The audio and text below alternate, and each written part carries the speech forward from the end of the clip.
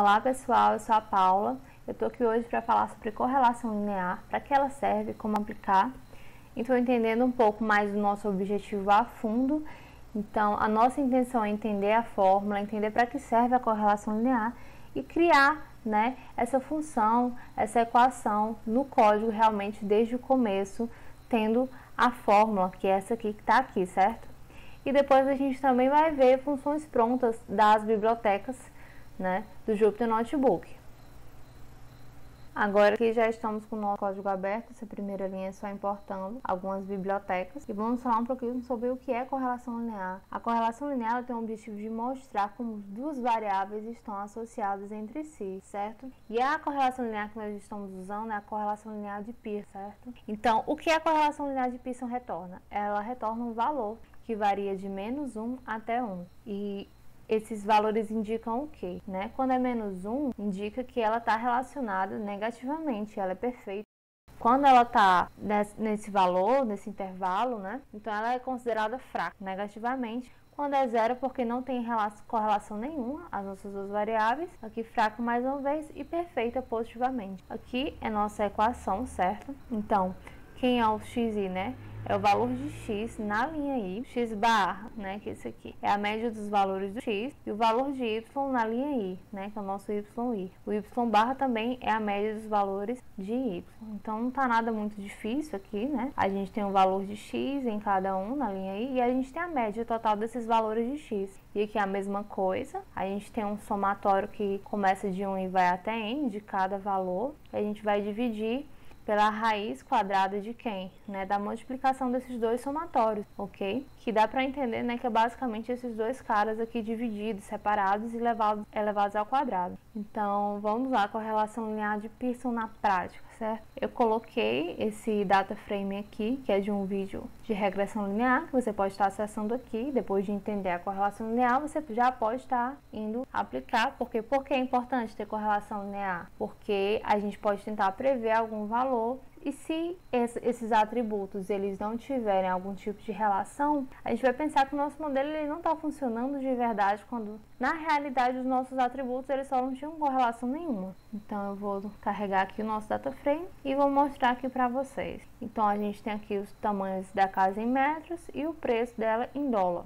E a gente vai fazer por passo. Isso aqui é a nossa fórmula. A primeira coisa que a gente vai fazer é isso aqui. Então aqui a gente criou uma função chamada calcsub, que é que ela está fazendo exatamente isso, ela está calculando a subtração, né, entre dois valores, entre o x menos o x média. Então aqui a gente tem uma média que pega esse valor, esse vetor, né, e armazena essa média. Aqui a gente tem um vetor vazio, e o que é que a gente vai fazer aqui? A gente vai percorrer esse vetor, e para cada valor a gente vai estar adicionando nesse vetor esse valor aqui, né, o valor de xi, que está representando para esse cara, para a gente estar percorrendo o vetor que foi dado. A gente vai estar subtraindo a média, e no final ele retorna esse vetor, carregando aqui. E agora a gente vai passar esse vetor de casas. Então esse é o nosso x, esse é o nosso y. Então para cada x a gente vai subtrair a média, é isso que a gente está fazendo. Carregar aqui, carregamos, temos esses valores. Agora o que a gente vai fazer? A gente vai adicionar esse vetor no data frame. Vamos ver ele. A gente agora tem o xi menos o x barra, que você pode lembrar, né, que a gente mostrou ele bem aqui, a gente botou x e x barra, então é esse cara aqui realmente que a gente começou a calcular.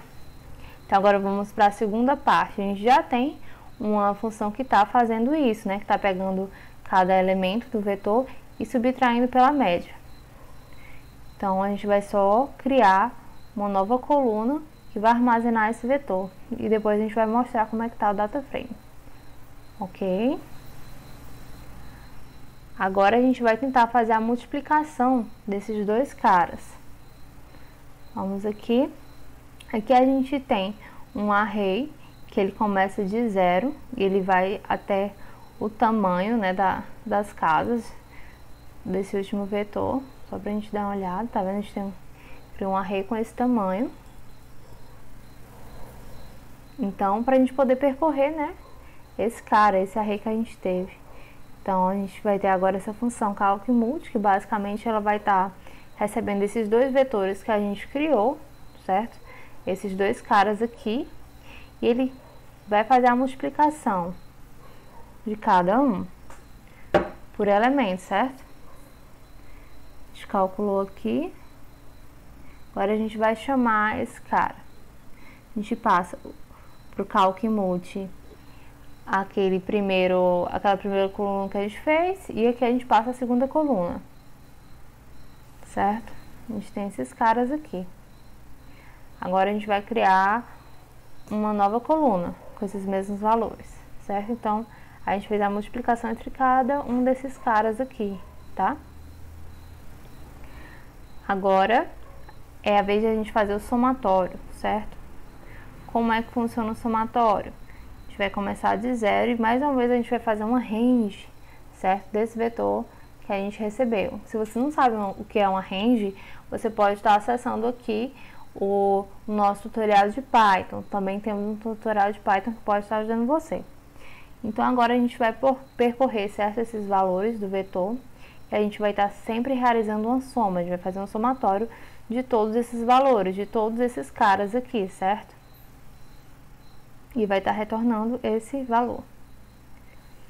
Então, a nível de simplicidade, vamos calcular um cálculo sub 2 para calcular x menos 1, xi menos x barra ao quadrado, certo? Esses caras aqui, porque de certa forma eles são um pouco diferentes, né, dos de cima. Então, mais uma vez, a gente está criando uma variável que está armazenando essa média do vetor, está criando um vetor, certo? E ela vai percorrer esses elementos do vetor. Então, para cada elemento do vetor, o que é que ela vai fazer? Ela vai levar o i menos média ao quadrado, certo? É isso que o Pô faz. E vai retornar no final o vetor para cada elemento desse cara que a gente aplicou. Então, esse foi o cálculo sub 2.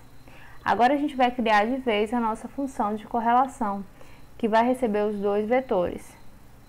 Então, aqui a gente tem um numerador. Quem é o nosso numerador? É aquele cara lá, certo? Que tem o xi menos o x média, né? E aqui é a mesma coisa, o yi menos o y média. Depois a gente tem a multiplicação e por último a gente tem o que? O somatório, né? Então é exatamente isso que a gente está fazendo, que a gente por último tem um somatório. Por penúltimo a gente fez o que? A multiplicação. Primeiro a gente fez a subtração de cada vetor, certo? Para o x, né? Depois para o y. Agora a gente vai fazer o que? A gente vai calcular o denominador. Quem é nosso denominador? Perceba que a gente tem dois, a gente pode dizer que temos dois denominadores, certo? Então, o que ele vai fazer? Vai fazer o somatório para cada V1, certo? Para cada vetor, aplicando aquele cálculo sub 2, porque foi um cálculo específico que a gente fez, né? Para esse tipo de expressão, que é diferente dessa de cima, que foi o que a gente aplicou o Pô, certo? Então, a gente tem o denominador 1, denominador 2, e o que é que a gente tem aqui? A gente teve duas multiplicações, a gente teve a multiplicação desses dois valores, certo? Desses dois somatórios. Então, a gente multiplicou e, por último, a gente tirou a raiz quadrada. Então, o que é que a gente vai retornar? Um numerador sobre um denominador. Então, é exatamente isso que ele está retornando no final. Agora, a gente vai descobrir qual é a correlação desses valores. Então, a gente tem aqui que ela é 0,7. Então, a gente tem uma correlação linear boa, certo? Ela não chegou a ser 1, a ser perfeita, mas ela é boa. Ela já está acima, né, de fraca, né? Ela é mais ou menos, digamos. Mas já é o suficiente para a gente estar podendo aplicar alguma regressão linear, por exemplo. Então, agora que a gente já viu tudo isso, eu espero que você tenha entendido. Qualquer coisa eu vou deixar aqui o tutorial embaixo, onde você pode estar acessando esse notebook e olhando com mais calma, se for necessário. Então, agora a gente vai ver as funções prontas.